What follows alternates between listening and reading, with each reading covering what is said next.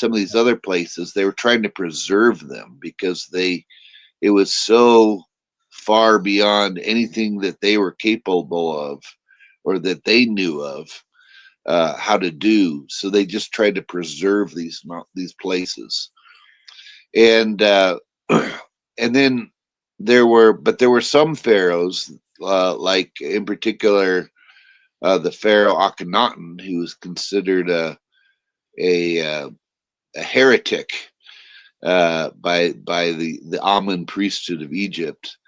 He started to break free and reveal some ideas related to the philosophies of this what was believed to be this ancient civilization to the public.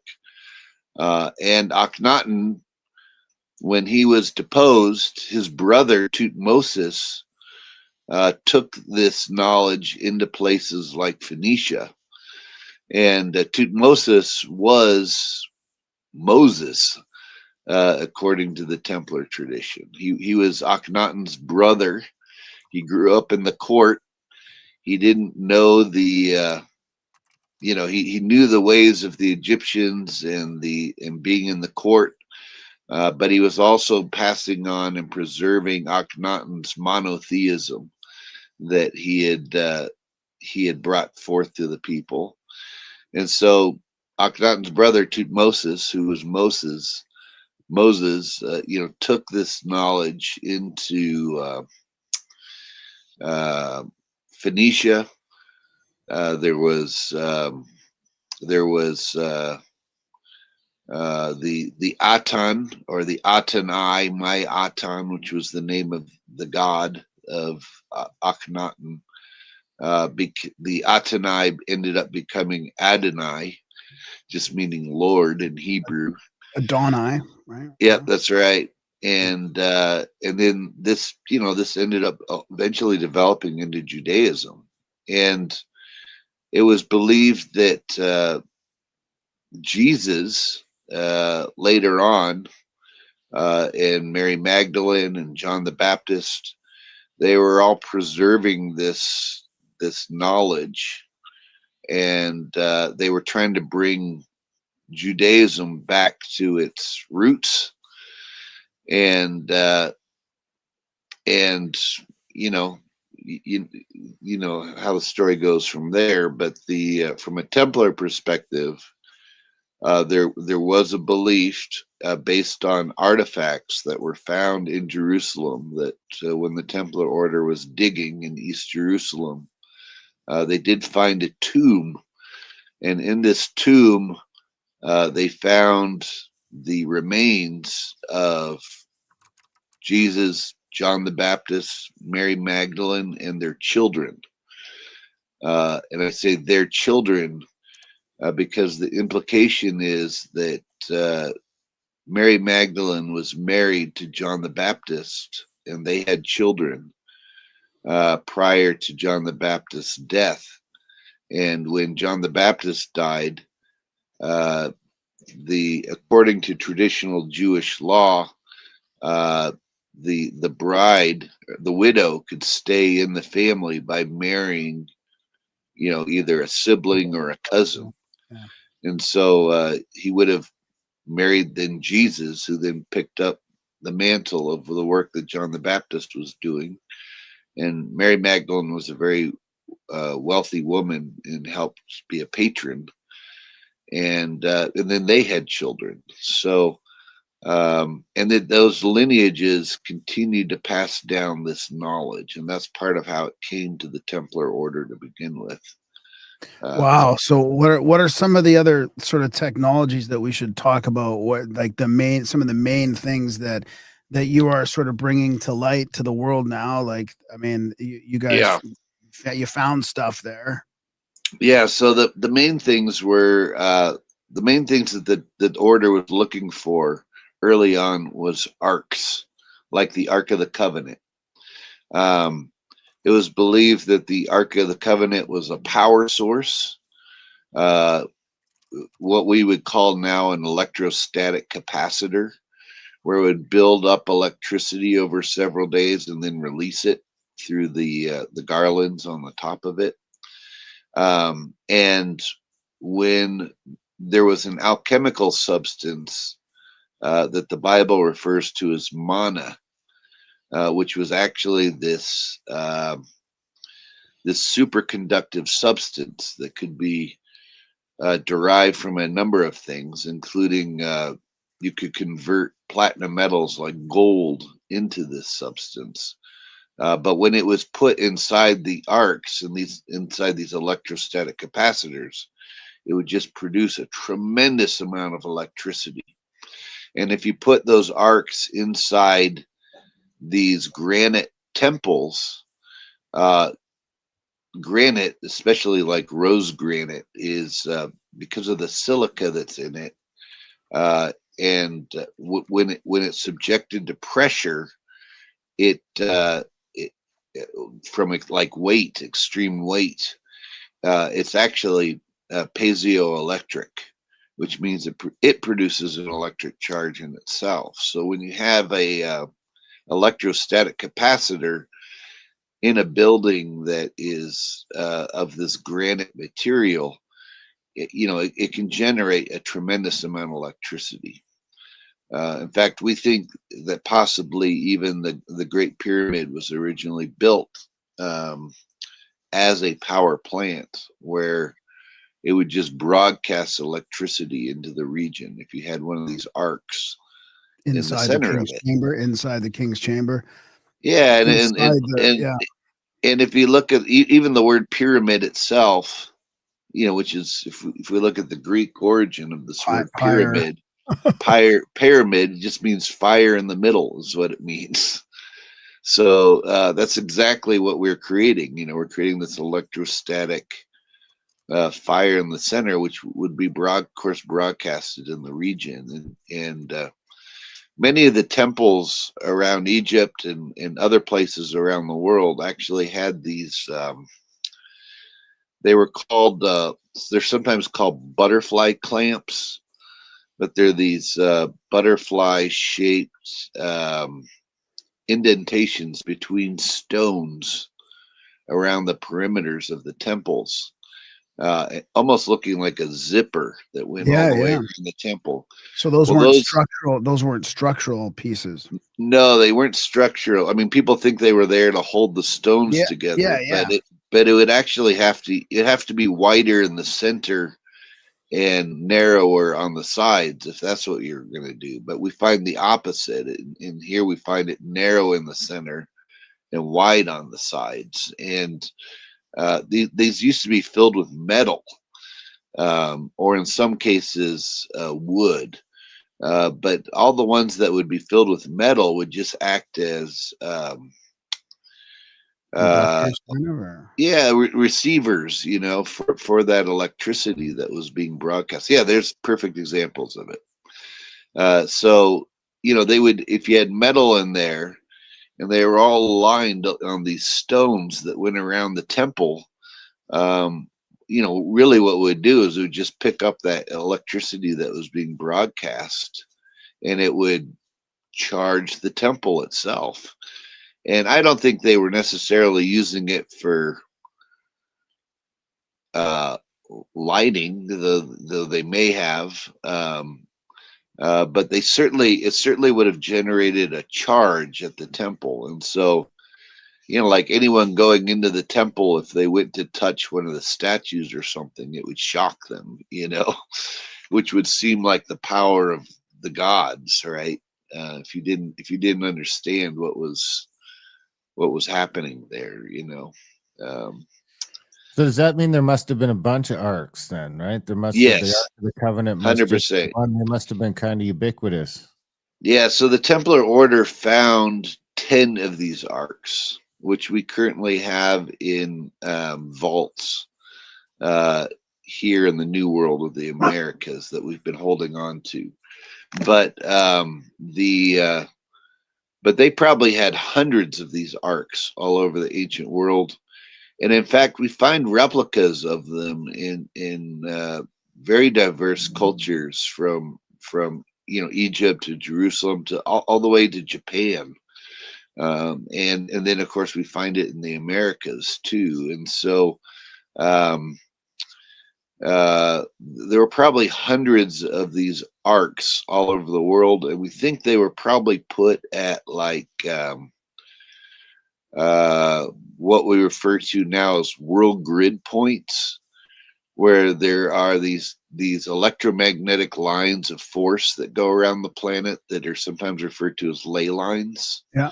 and that the temples were built at these node points. And so I imagine this is where they would put these arcs. Sometimes these node points are also in places of uh, strong earthquake activity, which also tends to generate that electricity, that charge from the ground, that could be harnessed and utilized by these arcs, where it can be captured and stored and then diffused, regularly. And that would literally provide free power to the planet. I mean, we Yeah. could set this up today. I mean, but I think what they did is oftentimes, like if you go to ancient Egypt, and I show this on our, like I lead tours to Egypt pretty regularly. One of the things we show is on all the temple walls of all the major temples, they have depicted these arcs, and they're being and oftentimes they're being shown on boats. And the reason why they're being shown on boats is because this was the technology that was brought in from the pre-civilization during the from what was known as the Zeptepi, or the original time. There was a belief that it was called a mound or an island in the middle of the water. And this was that land of Utland, which was later called Atlantis, Utlantis, um, by when Solon learned of it. Plato's great great great grandfather learned of it from the Egyptian priests, as Plato writes about it. But uh, originally this technology was said to have come from this pre-civilization, and it was brought to Egypt on boats. And so if you go to like the Temple of Horus in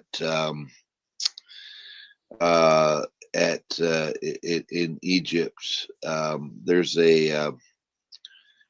there's actually a depiction on the temple wall of the gods coming from Egypt, or coming to Egypt on these boats from this original homeland. And these same boats are the ones that are depicted carrying the arks into Egypt to be preserved. Sounds like there's an allegory from Noah's Ark there too, or yeah, 100%. Yeah, it's the same. It's the story of Noah's Ark. It's the story of all these cultures around the world that have these flood myths. Yeah, there you go. That's a perfect example. So you see the boat, and then in the center of that boat is an ark. Yeah. That's literally an ark box in the center of the boat. So that's one of the arcs. And in fact, it was not uncommon within the Sanctum Sanctorum, and you could still see an example of this at Edfu, at the Temple of Horus at Edfu. So on the temple walls, it describes the gods coming from Utland to Egypt. But in the Sanctum Sanctorum, or Holy of Holies of the temple, they actually have a replica to this day of one of these arcs on a boat that that area is closed off. It's gated off, but tourists can, if you go there, you can see through the gate, and you can take photos of this this ark that's on a boat in the Sanctum Sanctorum of the Temple of Horus there. So it's It was one of the great mysteries. There were probably hundreds of arks in antiquity. And you couldn't So touch them, right? You couldn't touch them. You couldn't handle them. You couldn't touch them because they would build up. They would build up electrostatic charge over a period of days, and then it would be discharged through the garlands on the top. But if you touched it, it would shock you to death. And the Bible even describes this. So the only way to diffuse that charge, and you see this too with the whenever the arcs are depicted on the temple walls of Egypt, you also see this usually the pharaoh standing there, and in one hand he's putting his hand out, and he has a cone-shaped bread on his hand. This is actually the manna. This is the manna that goes inside the ark. And then in his other hand, he's holding a rod, and this is like Aaron's rod in the Bible. But what this rod was for, it was a grounding rod, so you could put the rod into the ground and drop it against the ark, and what it would do is it would take that electricity and it would ground it. And then you could open up the lid and you could touch it. You could be fine with it. But as long as the ark was sitting there for a long period of time, it would start to build up this charge, especially in the desert, that desert region. Is that rod right here that he's got? Yep. Yeah, that rod. That's exactly it. Yep. So then that cone is that other symbol that we kind of see all over Egypt. Yeah, that's right. That's exactly right. Yeah, that cone is the bread, the manna, which you're making now, right? I mean, which I'm making. Yeah. So the Templar Order for the last I don't know, last 1,000 years. One of the things that we learned in Egypt and through meeting with groups like the Sabaeans, the Druze, and even the members of the Coptic Church of Egypt and Ethiopia, which is again a different form of Christianity, but it tends to be more Egyptian based. They preserve some of those Egyptian mysteries within it a little bit more than the Roman Church did. Anyhow, from meeting with these groups, we learned this alchemical process of converting. Well, there's actually two processes. One was extracting this mana or these monoatomics out of nature itself. There is a way of calcinating down matter and extracting these monoatomics, this mana out of the ashes. In fact, what happens is the substance is produced deep in the earth, and it's pushed up volcanically, and then it's deposited in the soil, and then vegetable matter will suck it up out of the soil, and animals will eat the vegetable matter, and so this substance is within everything pretty much. But there is a way of calcinating down vegetable matter and extracting it out of the ashes. And we believe that this was really what the metaphor of Moses witnessing God as the burning bush was about. Because you literally have to catch the bush or the vegetable matter on fire in order to burn it to ashes in order to extract this out. We also think this is why at Solomon's temple, for example, they were demanding all these burnt sacrifices. It's because